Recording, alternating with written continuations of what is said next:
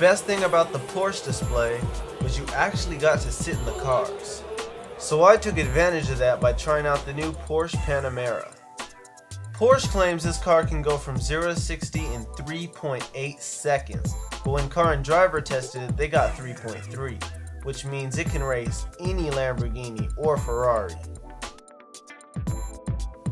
The back seat was roomy and comfortable, even with these two big dudes up front. Then we got the sporty Porsche Cayman, packing a 320 horsepower V6, but only costing $50,000. The interior is very nice also, and it has a front and rear trunk.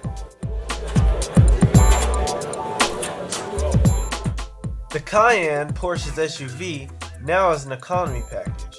It's a 290 horsepower V6 that starts at only $45,000, down from the $90,000 base price the Cayenne used to be, and it still goes from 0 to 60 in only 7.5 seconds.